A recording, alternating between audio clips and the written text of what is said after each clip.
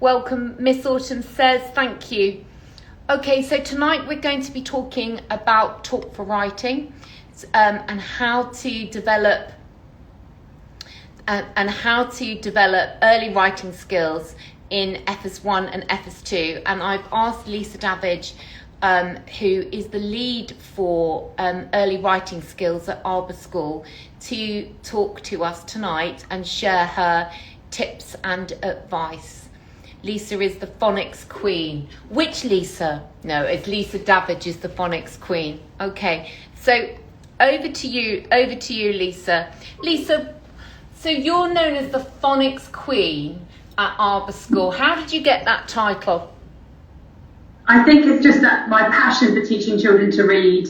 And when I joined the Arbor School, I think it sort of just became something that I was, wanted to transfer those skills over to the team and to make sure that every child has the same access to being able to learn to read and write. And I think that it just comes from the passion, really, of wanting to allow every child that access.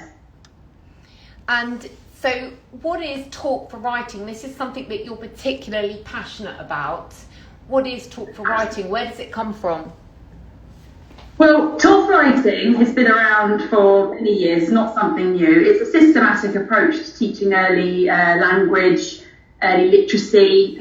Children learn stories through imitating and oral rehearsal using actions, puppets, and they use that to build those skills so that when they're ready to put pen to paper and start writing, they've got all that bank of knowledge and understanding to sort of support them, which is obviously really important with the little learners who are, soaking everything up. And it's a systematic approach to early language development through stories and rhyme, basically. And it was created as a framework by Pi Corbett and is it Julia Strong? Julia Strong.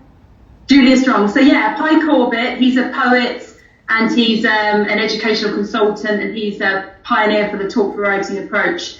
And himself and Julia Strong have created this strategy for teaching early reading, but also it follows on through the children as they progress through the years. So it goes up to primary and secondary even now as well. Yes, I saw that. I was watching a YouTube video. So using those maps, the stories, right up through to secondary would really pick up perhaps some reluctant writers and learners. I mean, I think that's brilliant what Talk for Writing's done. Absolutely. So Talk for Writing starts with it has 3 phases in Talk for Writing. The first one is like the imitation phase, where the children really internalise the language of the story. The teachers choose a model text that has all of that rich vocabulary, the special structures that the children need to understand how a story is built and structured, and they imitate it. They learn it really well until they can actually retell it orally by heart.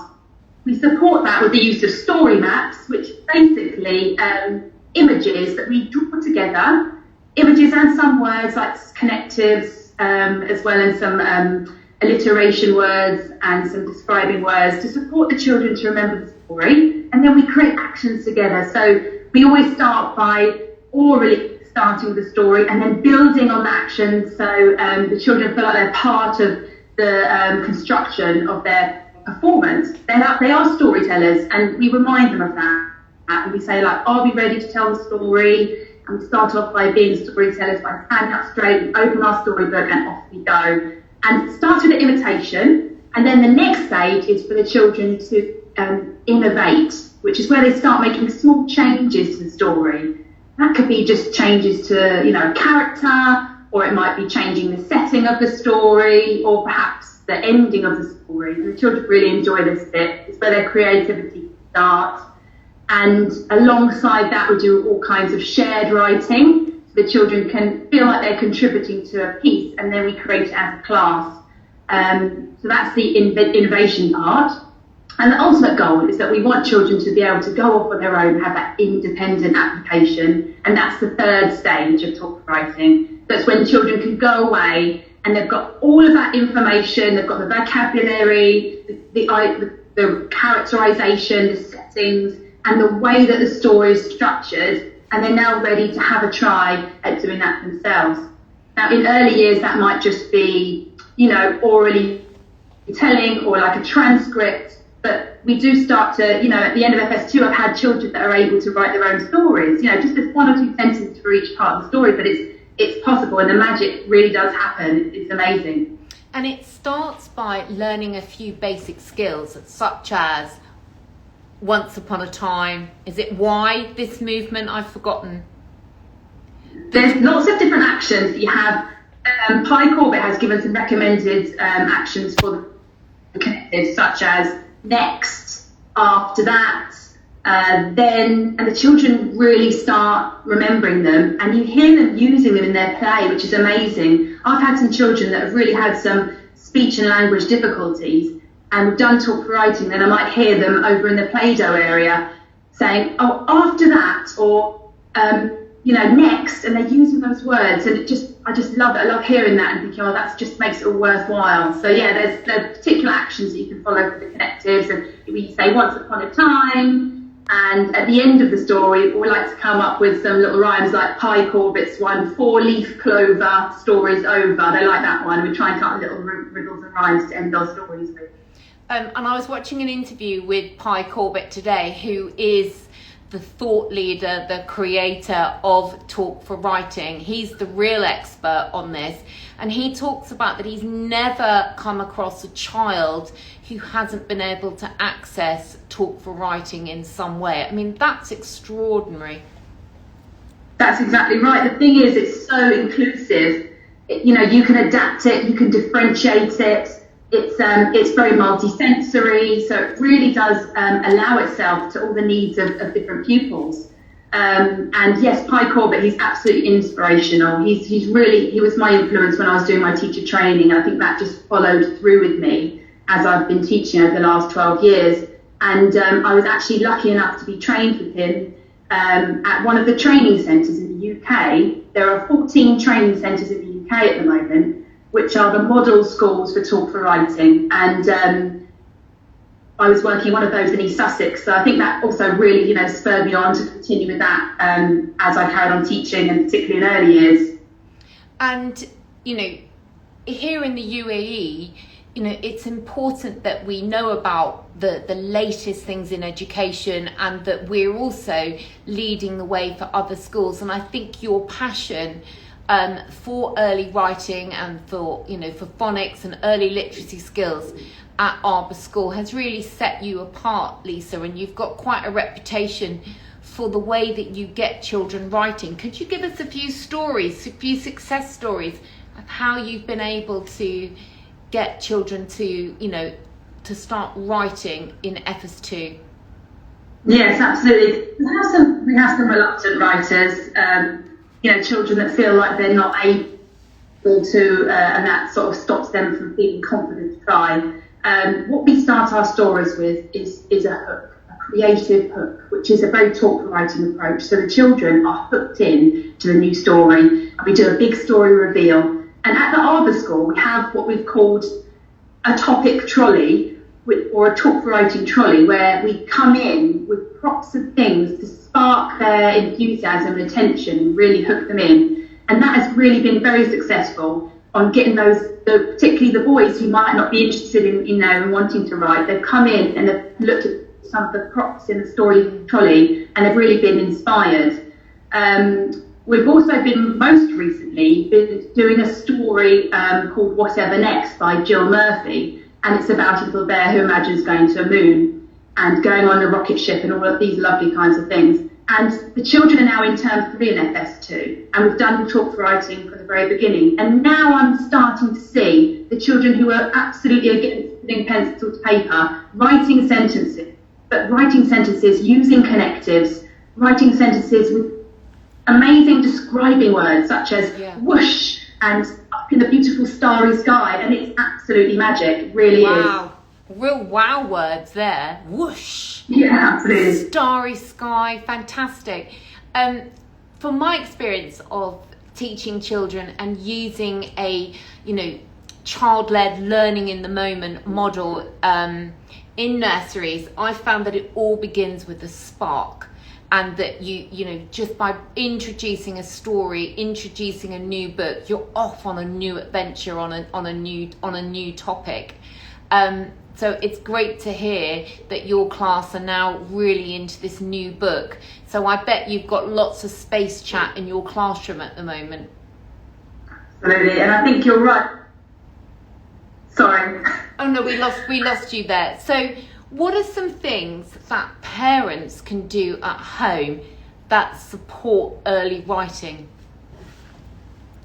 Absolutely. So parents, it's really important to get parents on board with this. I think that the children learn from their parents, they're their first teachers. So it's about creating that love of literacy at home, encouraging story reading, playing with stories. So after you've read a story, perhaps going away and getting small world things out, such as puppets or even just peg dolls. I have a set of story spoons that we pull out for different stories at home with my own children. And we have lots of fun retelling and acting out stories. So bringing in drama and role play, taking the book a little bit further than just reading the book and closing it perhaps, not always saving it for bedtime. So they've got that energy to carry that story on and that dramatic play and things like that. Yeah. And I think it's also really important to sing to your children and to sing rhymes and story rhymes, because basically the rhythm, the alliteration that comes from rhymes is really important when they come to writing stories that are going to hook people in and want them to read it. Yeah. So I think that storytelling and rhymes come hand in hand here. Singing songs is obviously a great way to get children on board with that. I recommend Silly Billy songs. Okay, so what I mean by Silly Billy songs is start with a word. So I was with a family this afternoon and the word was poo, because we were working on poo. So we were coming up with silly words and silly songs that rhymed with poo. So it sounds like, so it was early phonics for these children. But coming up with silly words, silly songs that rhyme and link together is a really good way to get children interested. And also, sometimes I find with parents is they'll read a book and they'll say, oh, they're not really interested in that book. Read it again, then read it again, because actually the repetition of a story does tend to hook children in. Would you agree with that, Lisa? Absolutely, I agree. Your first point about feeding that mind with images and rhymes and vocabulary is so important, and to make it really fun and playful and enjoyable at home. Also, children do love repetition. I will often focus, and it's recommended, focus on a story for at least 3 weeks for the children to really get to know it inside out and to love it. And you will probably find that your child at home will ask for the same book over and over every night. You'll probably get tired of reading it, but they will never get tired of listening to it, because they rely on that repetition, and they're building up the memory skills for how a story is built. You know, what's the problem? What's the resolution? You know, how is the story built up? What's the opener of the story? Yeah. Actually, Ahmed sent me a message earlier. He said, my child doesn't like reading, yet he has lots of books. What would you say to that, Lisa? I think that it's okay if he doesn't like to read to you. I think it's really important to, carry on and keep attempting to, get the child to come sit with you, settle them down somewhere quiet and make it really a special moment together. Sometimes when my daughters aren't up for reading with me, I'll just sit and start reading to myself, and before you know it, they're next to me and want to hear all about it. And I think it's also okay not to read from a book and to make up stories. My favourite place to do that is in the car, when they're acting up in the back seat, and you think, right, let's take it in turns to tell a story. And they'll help me come up with characters and settings, and we have such a great time. And before we know it, we're practicing writing skills in the car on the way home from school. And I think the important thing here, as you said, is about reading stories it doesn't have to be a formal way. Stories, reading, literacy is everywhere, and we don't have to follow every word in a book. We can open the book, we can pick some words, we can embellish the story. It's our book. We can create our own literacy journey with it. So it's around playing around with stories, don't you think, Lisa? Absolutely. I think that when children look at the pictures, they love to make up their own stories. I often find the children at school in the reading corner telling stories to each other just by looking at the illustrations and creating their own words. Yeah. Now, Louise has been in touch. She asked, what age should children be able to write? She doesn't say the name of her son, but my son won't hold a pencil. Okay, I think that when children start school in FS1, it's emergent writing. It's being able to sort of create some marks. It's that mark making the circles, the crosses, the lines. It's that emergent writing. As they move on to FS2, you're looking at trying to get a little bit more control over the pencil, and it doesn't have to be a pencil. It could be a piece of chalk. It could be a paintbrush. It's all about building those fine motor skills in the hands to control the hand ready for when we come to write. Yeah. The end of FS2, the end of reception, is for children to be able to make some clearly identifiable letters. They're not expected to write sentences or stories. Some children do, many do, especially using the talk for writing approach, but it's not an expectation at the end of FS2, but we have high expectations at Arbor and for all of our children that we teach. So, I hope that answers your question a little bit more. Well, a lot of the educators in the call are giving high fives. Miss Autumn's given double high fives. We've had love hearts shooting up the side of the screen here. So Lydia, who's mum to Henry, she says, due to my son's weak muscles, he hates doing fine motor skills, so doesn't enjoy writing. What experience have you had with a child engaging them to do writing, perhaps who has weaker motor skills, Lisa? Yeah, absolutely. It really can be, it can become a barrier for them to learn those literacy skills.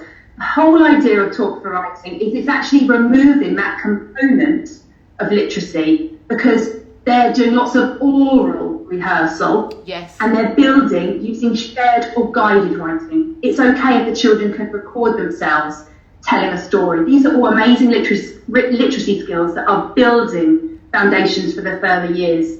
So those literacy skills can still come alongside the fine motor developing. But with regards to fine motor, it's not just about writing. Like I mentioned before, it could be painting. The children also really enjoy weaving and sewing and threading. It's a really important skill. We also do some other skills of woodwork as well at the Arbor School, which we're introducing. So children are going to be learning to use tools. Oh, that's really brilliant. Fine motor skills as well. We've got, Play-Doh. Play-Doh, yes, exactly. And doing Play-Doh disco. Now, disco, love it. Yeah, dough disco, and I recommend this to every single family. All you need is some music and some dough, and what you do is you use getting them to move their fingers. Anything with his hands is hard work, I know, Lydia. Let's see if we can try dough disco. I just want to pick up. Miss Autumn says we need Emergent Writing Awareness Week. # free the hand. Early Years in the Desert is saying, great job, ladies. So dough disco. So, you would hold the dough and you'd pass it between the hands in time to the music. Then you might use just one finger to poke a hole in. All you've got to do. Then you might want to pat it. Okay, and then you might want to use your fingers on the dough. So you do a dough disco.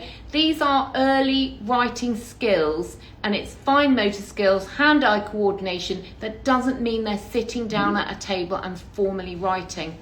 So Miss Autumn says, Lydia, practice makes perfect. Just do something small each day, anything that has his interest, such as cars in mud. That's going out to Henry's mum, Lydia. Welcome to the call today with Miss Chloe. Inspiring as always. So lucky to work with you. So that's from Miss Chloe. Fireflies in the nightjar. Inspiring as always. Henry said it at the weekend. So thanks everybody. If you've got any questions that you want to put to Miss Lisa, or you've got any comments or ideas, we'd love to hear them. I've got another question.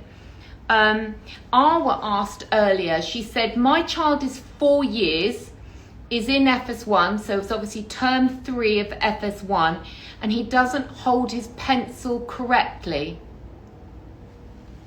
What would you say to that, Lisa? I would say don't panic. It's absolutely normal. And really, he's in FS1. The children go through stages of how they hold their pencils. So initially they'll just have that like cylindrical grip, and then they'll slowly evolve until they get like a comfortable grip that's often a tripod grip, but it can be adapted. And I think that as long as the child is confidently making marks and he's able to sort of, you know, associate the marks he's made with something. So I've drawn house, or this is you, mummy, or, you know, this is the sound, I wouldn't push him to try and hold the pencil in a particular way. And at this age, they may even swap between two hands. They're not even sure which is their dominant hand. They might be flipping to the left and right. They might be flipping between the grips as well. So I think in FS2, it's best just to relax. It will happen with their development, and each child moves at their own age and stage. So, yeah. We've had a comment here from KQ1603. Miss Lisa is my son's teacher. She is amazing and we're lucky to have her. Thank you very much. We've got a question here from Asthma20. Would you recommend any of those apps that helps to learn phonics virtually? What are your thoughts, Lisa? I mean, I think there is a place for some of the apps out there, but for phonics, at Arbor, we follow Read, Write, Inc. Yeah. So it's a very systematic approach, and the children learn sounds in a certain way, and it's very, it has a clear progression. So sometimes these apps have a different way of teaching the children, and it can be a little bit contradictory. So what I would say is talk to your class teacher, find out from your child's school, and ask them the best way to approach your child, because it can be a little confusing if you're using something different to your child's school. With regards to Read, Write, Inc., the children learn the sounds in a certain order which supports early blending. So they learn the sounds where they can put them together and start reading CBC words independently, such as mat, at, sat, cat. So I think it's just really important to carefully select the phonics apps that you're using. And the children do lots at school. So I think at home, they just want to enjoy. So if you want to do some extra phonics activities, play I Spy or you know, search for something with the sound that starts, you know, like things like that are sometimes a bit more valuable. I think we need to follow our teacher's lead. So as parents, you know, if your teacher has said to you, look, maybe your son needs to pick up with some extra work on phonics, I recommend this. If your teacher isn't saying that, try to steer away from looking at different apps and things, because they might not work in synergy with what your teacher's teaching. And also, we don't want to dampen enthusiasm, and they're doing enough at school. That's my personal feeling, Lisa. I just want to pick up Arbor School, follow all our teachers and their learning journeys at Arbor School. You know, we are really lucky that Arbor School teachers, you've given your time this evening, and you're a mum to 3 children, Lisa, and it's you know, so thank you to Arbor School. And tomorrow night I'm doing a school readiness workshop in association with Arbor School, and that's free. You just need to get in touch with me and we'll book you onto that workshop. Just say hello to a few more people here. Has anybody got any more questions for Lisa? Hi, Happy Toddler, welcome to the call. So Lisa, do you have any tips and advice for fellow educators in the call who might be considering perhaps studying with Talk for Writing? Yeah, I would absolutely say that if you try Talk for Writing, you will get hooked, because it is so enjoyable to teach, and the magic happens immediately. And I'll just point out to you, this is my Bible. This is my go-to book, Talk for Writing in the Early Years by Pi Corbett and Julia Strong. And I refer to this book regularly. It has amazing ideas of how you can support the children in the classroom to build on the 3 stages of Talk for Writing: the imitation, the innovation, and the independent application. And this is really valuable to me. I've been teaching it for about 7 years. I still always refer to the different ideas and strategies and games and all kinds of things like that. So yeah. Samira's asking, how do I train for Talk for Writing? Absolutely, they provide training in the Middle East. At the moment it is remote, so it'll be via Zoom or something like that. There's some happening in June for independent teachers to go for it. So you can sign up to the Talk for Writing training in June, or there's also another one in August. But if you go on to talkforwriting.com, it's all on there. There's also some free resources. There's downloads. Yeah. There's reading booklets. They did a lot of work for the remote learning. All of those are still free for you to access. And I just think that they're very supportive of their teachers all over the world. So if you're in the Middle East, they're very supportive, as well as they're in the UK. So Miss Autumn says, another fellow teacher from Arbor School, she says, luckily I was trained by Lisa on Read Write Inc. I love how simplified it is and all the children are hooked. So that's great feedback for you, Lisa. I know I know the Arbor School are very proud of you, and that's why they've asked you to step into this role tonight to share your knowledge with them. Now, I had another question here. So that was it. We've answered that about how Talk for Writing could be used for children with additional needs. Do you have any personal stories that you could share of children perhaps who might normally have struggled with writing in FS2 reception years? Absolutely. When I was in the UK, I was teaching in a Talk for Writing training centre, and we accepted children with some learning difficulties and some physical needs as well. And I think it's really important to remember that it's a multi-sensory approach. So the fact that some of the children weren't able to follow the actions or to look at the story map, we used props, and they squeezed or held up different puppets, things like that, to support them with the things that they could get involved with. And I think it's really important to remember that the children can't write what they haven't said, and they can't say haven't heard. Yes. And which is what you talked about, is your lovely story about the children having done Talk for Writing at Arbor School, were in there, in the play kitchen or over in the, the role play area, and they were using connectives that you had demonstrated through your Talk for Writing approach that probably you might not have heard otherwise. Absolutely. That's when it feels very rewarding, and you see the impact that it has on the children even at 4 years old. Yeah. Well, Lisa, thank you so much for giving us your time this evening. We will let you go and have a rest. You've taught all day, come home to 3 children. What an amazing mum you are. And I know that we've all gained a lot from this half an hour together. This will be saved on my IGTV.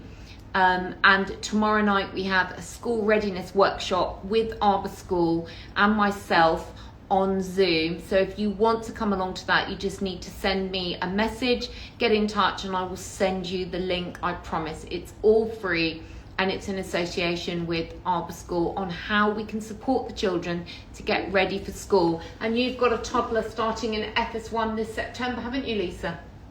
I do. My daughter, they're starting in September. Okay. Well, look, thanks ever so much, Lisa. Thank you for joining us. Thank you for your time. And thank you to everybody who's joined us in the call and supported Lisa Davage from Arbor School tonight, talking about her experience of implementing Talk for Writing, which is a framework which comes out of the UK, founded by Pi Corbett. So thank you ever so much, everybody. Thank you and good evening. Thank you. Thank you so much from Lauren Joy. Oh, Lauren Joy says, our children are blessed to have you as their teacher. Thank you, Lauren. That's nice, isn't it? See you later. Bye-bye, darling. Bye. Bye-bye. Bye. Thank you, everybody. Do let me know if you want to come to the school readiness workshop that I'm running tomorrow night in association with Arbor School. You just need to direct message me.